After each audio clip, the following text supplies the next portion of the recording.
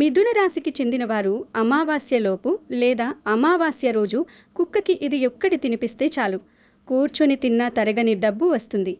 మిథున రాశివారు అమావాస్యలోపు లేదా అమావాస్య రోజు కుక్కకి ఇది ఒక్కటి తినిపిస్తే మీకున్న సమస్యలన్నీ తీరిపోతాయి, మీ ఆర్థిక పరిస్థితి వృద్ధి చెందుతుంది. మరి మిథున రాశికి అమావాస్యలోపు లేదా అమావాస్య రోజు కుక్కకి ఏం తినిపించాలి, ఏం తినిపించడం ద్వారా ఆర్థిక వృద్ధి కలుగుతుంది అనే విషయాలన్నీ కూడా ఈ వీడియోలో తెలుసుకుందాం. అంతకన్నా ముందు మా వీడియో నచ్చితే లైక్ చేసి షేర్ చేయండి. అలాగే మా ఛానల్ సబ్స్క్రైబ్ చేసుకొని మాకు సపోర్ట్ చేయండి. మిథున రాశి వారు సహజంగానే ఎంతో తెలివితేటలు, వాక్చాతుర్యం మరియు సమయస్ఫూర్తి కలవారు. రాశి చక్రంలో 3వ రాశి కావడంతో వీరిలో విషయాలను త్వరగా గ్రహించే శక్తి, ఇతరులతో సులభంగా కలిసిపోయే తత్వం ఎక్కువగా ఉంటుంది. మిథున రాశికి అధిపతి బుధుడు. బుధుడు జ్ఞానానికి, విశ్లేషణా శక్తికి మరియు వ్యాపార దక్షతకు కారకుడు. అందుకే మిథున రాశి వారు ఏ లంఘంలో ఉన్నా తమ మాటకారితనంతో అందరినీ ఆకట్టుకుంటారు. అయితే బుధుని ప్రభావం ఎంత ఉన్నప్పటికీ చంద్రుని సంచారం వీరి ద్వంద్వ స్వభావాన్ని తీవ్రంగా ప్రభావితం చేస్తుంది. జ్యోతిష్య శాస్త్రం ప్రకారం చంద్రుడు మనస్సుకి అధిపతి కావడం వల్ల మిథున రాశి వారికి చంద్రుడు అనుకూలంగా ఉన్నప్పుడు వారిలో అద్భుతమైన సృజనాత్మకత, ఏకాగ్రత మరియు నిర్ణయాత్మక శక్తి కనిపిస్తాయి. అనుకూల స్థితిలో ఉన్న చంద్రుడు వీరికి మంచి జ్ఞాపక శక్తిని, కొత్త విషయాలను నేర్చుకోవాలనే జిజ్ఞాసను ప్రసాదిస్తారు. దీనివల్ల వీరు రచన, మీడియా, విద్య మరియు సాంకేతిక రంగాలలో గొప్ప విజయాలు సాధిస్తారు. సమాజంలో మంచి పేరు ప్రతిష్టలు రావడమే కాకుండా వీరిలోని సందిగ్ధత తగ్గి స్పష్టమైన ఆలోచనా ధోరణి పెరుగుతుంది. దీనికి వ్యతిరేకంగా ఒకవేళ చంద్రుడు ప్రతికూల స్థితిలో ఉంటే మిథున రాశివారు తీవ్రమైన మానసిక గందరగోళానికి లోనవుతారు. చంద్రుడు మనఃకారకుడు కావడం వల్ల ఆయన బలహీనపడితే వీరు ఒకే సమయంలో 2 వేరువేరు ఆలోచనలతో సతమతమవుతూ ఏ నిర్ణయం తీసుకోలేక ఇబ్బంది పడతారు. ప్రతి చిన్న విషయానికి అతిగా ఆందోళన చెందుతూ మనశ్శాంతిని కోల్పోతారు. ముఖ్యంగా ఈ సమయంలో మాట జారడం వల్ల సన్నిహితులతో లేదా తోటి ఉద్యోగులతో విభేదాలు వచ్చే అవకాశం ఉంది. శారీరకముగా చూస్తే ప్రతికూల చంద్రుని వల్ల వీరికి శ్వాసకోశ సంబంధిత ఇబ్బందులు, అలసట లేదా నరాల బలహీనత వంటి సమస్యలు కలగవచ్చు. చాలా సంవత్సరాల తర్వాత వస్తున్న ఈ అత్యంత శక్తివంతమైన అమావాస్య మిథున రాశి వారికి కొంత పరీక్షాకాలమని చెప్పాలి. ఈ సమయంలో చంద్రుని బలం తక్కువగా ఉంటుంది కాబట్టి పండితులు చెబుతున్నట్లుగా వీరు అనవసరమైన చర్చలకు, ప్రయాణాలకు దూరంగా ఉండటం మంచిది. మానసిక ప్రశాంతత కోసం ధ్యానం చేయడం మరియు ముఖ్యమైన పత్రాలపై సంతకాలు చేసేటప్పుడు 1కి 2 సార్లు ఆలోచించడం ఎంతో శ్రేయస్కరం. ఈ రాశికి చెందిన వారు గత కొంతకాలంగా తమ జీవితంలో తీవ్రమైన కష్టాలు, సవాళ్లు మరియు తీవ్రమైన ఇబ్బందులను ఎదుర్కొంటూ వస్తున్నారు. నిరంతరం కమ్ముకున్న చీకటిలా వారి జీవితంలో ప్రశాంతత పూర్తిగా కొరవడింది. రాత్రింబవళ్లు శ్రమించినా, ఎంత కష్టపడినా ఆ శ్రమకు తగ్గ ఫలితం దక్కడం లేదు. ముఖ్యంగా ఆర్థిక రంగంలో వారు అపారమైన ఇబ్బందులను అనుభవిస్తున్నారు. సంపాదించిన ధనమంతా కూడా చేతిలో నిలబడడం లేదు. వచ్చిన వెంటనే ఏదో ఒక రూపంలో, అనవసరమైన ఖర్చుల రూపంలో నీరుగా కారిపోతోంది. ఒక అడుగు ముందుకు వేస్తే 10 అడుగులు వెనక్కి వస్తున్నామనే నిరాశ వారిని పీడిస్తోంది. ఆర్థికంగా పురోగతి సాధించడానికి, తమ కలలను సాకారం చేసుకోవడానికి వారు ఎన్నో ప్రయత్నాలు, పెట్టుబడులు చేసినప్పటికీ ఊహించని అడ్డంకులు, ఆటంకాలు ఎదురవుతూనే ఉన్నాయి. అదృష్టం ఏమాత్రం సహకరించకపోవడం, దురదృష్టం తరుముతున్నట్లుగా అనిపించడం వంటి భావనలు వారిలో చికాకును పెంచుతున్నాయి. వృత్తిపరంగా అంటే కెరియర్ విషయంలో కూడా ఈ రాశివారు స్థిరత్వం కోల్పోయి సతమతమవుతున్నారు. చేస్తున్న ఉద్యోగంలో స్థిరత్వం లేకపోవడం, ఎప్పుడూ ఒక భయం, అభద్రతాభావం వెంటాడటం, పై అధికారుల నుండి తరచూ సమస్యలు, ఒత్తిడి లేదా నిందలు ఎదుర్కోవడం వంటివి వారిని కుంగదీస్తున్నాయి. వారికి ఉండవలసిన గుర్తింపు లభించకపోవటం, అనుకున్న స్థాయిలో ఎదుగుదల లేకపోవడం వంటి ఇబ్బందులతో వారు మానసికంగా వేదన చెందుతున్నారు. ఇది వారి ఆత్మవిశ్వాసాన్ని దెబ్బతీస్తుంది. ఇక కుటుంబ జీవితం గురించి చెప్పాలంటే అక్కడ కూడా ప్రశాంతత లేదు. అనవసరమైన కలహాలు, చిన్న చిన్న విషయాలకే కోపాలు, భార్యాభర్తల మధ్య విభేదాలు లేదా ముఖ్యమైన వ్యక్తులతో సంబంధాలలో దూరం పెరగడం వంటి సమస్యలు ఇంటి వాతావరణాన్ని విషతుల్యం చేస్తున్నాయి.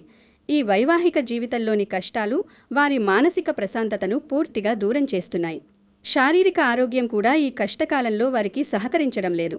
తరచుగా ఆరోగ్య సమస్యలు చుట్టుముట్టడం, ముఖ్యంగా ఎంత నిద్రపోయినా తగ్గని నీరసం, నిరంతర తలనొప్పి, నిద్రలేమి మరియు దీర్ఘకాలిక అనారోగ్యాలతో బాధపడుతూ జీవితంలో ఎటువంటి ఉత్సాహం లేని నిస్సత్వ పరిస్థితిని అనుభవిస్తున్నారు.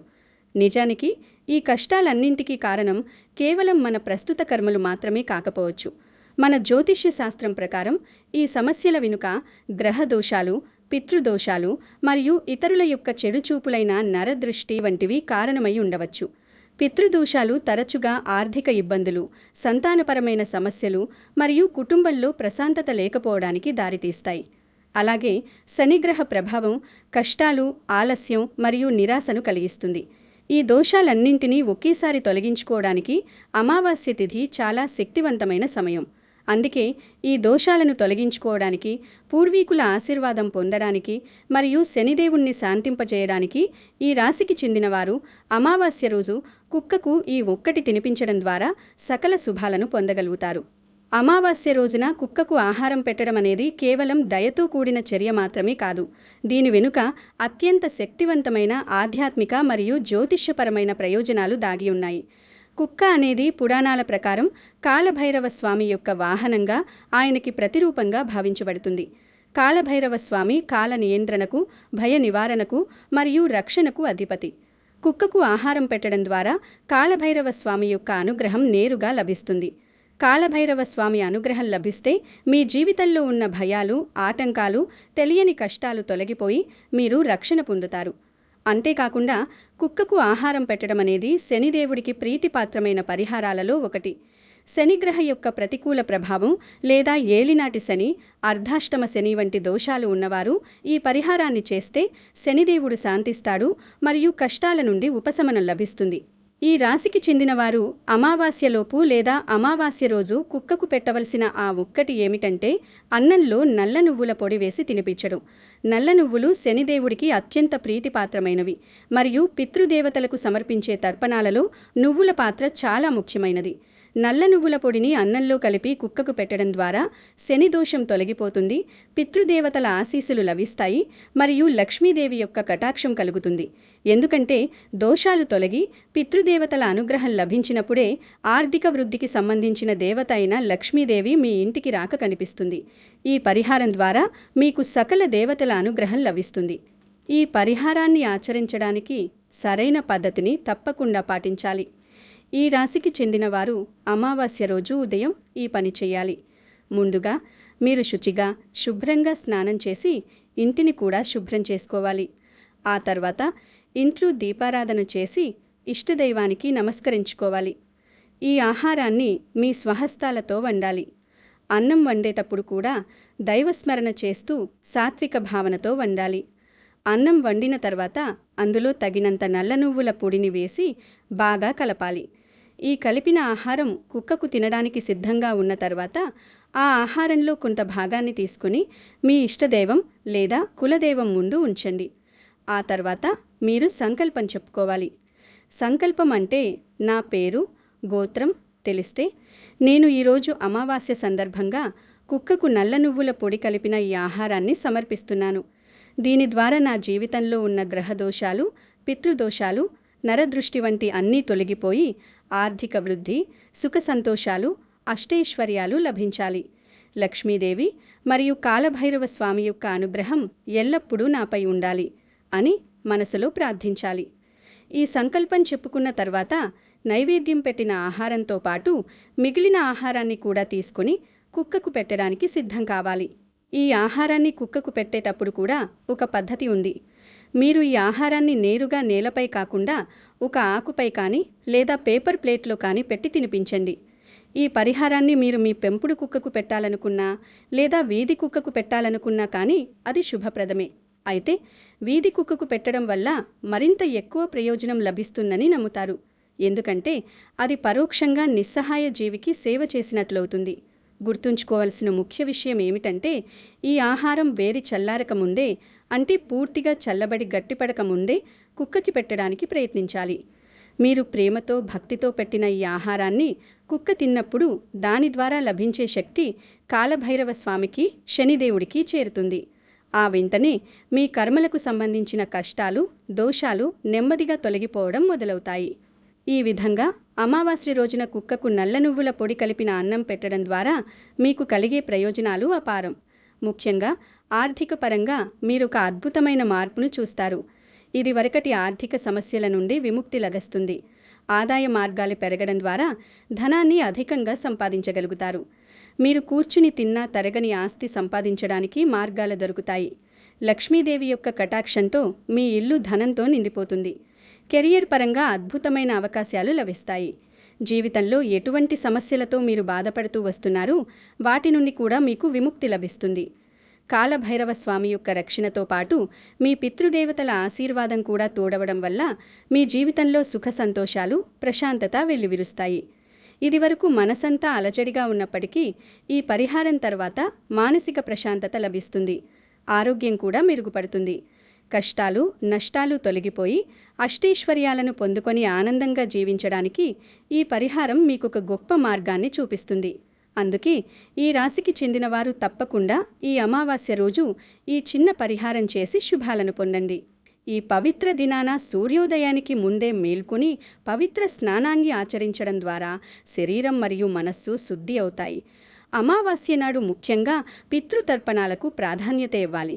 నదిలో లేదా ఇంట్లోనే పితృదేవతలను స్మరిస్తూ నీళ్లు, నల్ల నువ్వులను సమర్పించడం వల్ల పితృదోషాల నుండి విముక్తి లభిస్తుంది.